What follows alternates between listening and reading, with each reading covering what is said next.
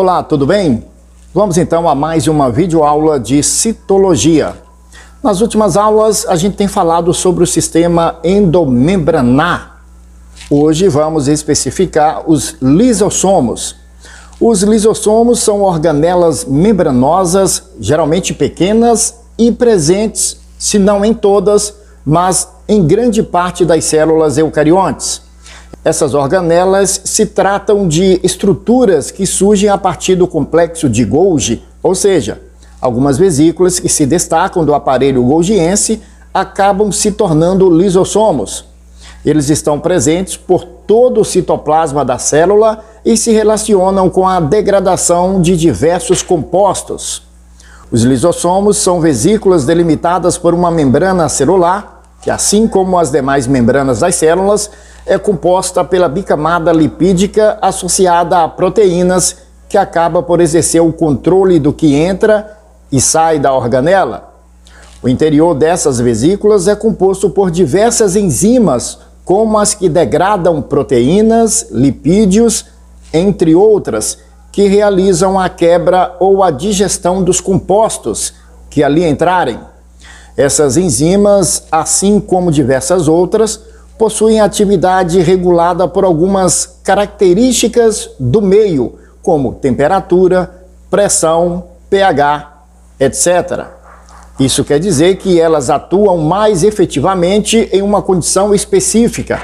Sabendo dessa característica das enzimas, essas que estão presentes no interior dos lisossomos possuem atividade mais eficaz quando estão aí em um meio com características ácidas. Assim, é bastante razoável afirmar que o interior dessas organelas possui um caráter ácido, ou seja, com pH abaixo de 7, que é o pH neutro. Em relação às enzimas mencionadas, elas têm sua origem nos ribossomos associados ao retículo endoplasmático. Isso é bastante simples de se compreender quando analisamos aí todo o caminho dessas. Veja bem, os ribossomos produzem as proteínas que são transferidas para o retículo endoplasmático rugoso. Lá podem ocorrer transformações ou simplesmente serem transportadas para o complexo de Golgi por vesículas de transporte que transitam entre as organelas.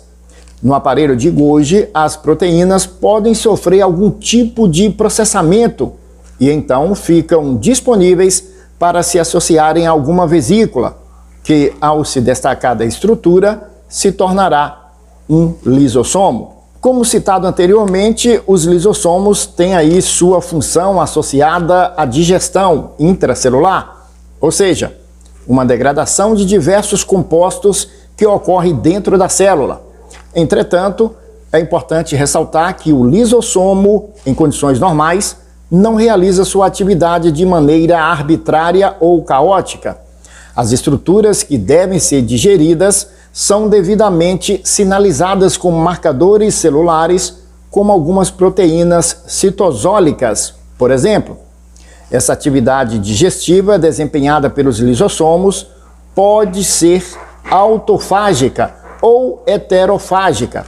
Isso quer dizer que os lisossomos podem destruir tanto estruturas da própria célula, quanto alguns compostos que vêm de fora, como nutrientes ou até mesmo micro-organismos. Na digestão de estruturas da célula, isso ocorre porque elas podem não estar desempenhando o seu papel de maneira correta ou eficiente. Assim, elas são sinalizadas e então englobadas pelos lisossomos. A partir daí, elas são digeridas para que possa surgir outra, auxiliando na reciclagem do material citoplasmático. Já com relação à digestão heterofágica, o que ocorre é a entrada de moléculas ou micro-organismos na célula por fagocitose ou pinocitose. Após essa internalização, esse material fica contido em um vacúolo, que por sua vez se funde ao lisossomo. Após isso, as enzimas de organelas podem realizar o seu serviço e degradar o conteúdo. Após essa digestão, caso existam resíduos, eles são eliminados ou reaproveitados pela célula.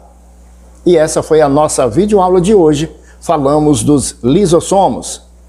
Até a nossa próxima videoaula de citologia. Até lá!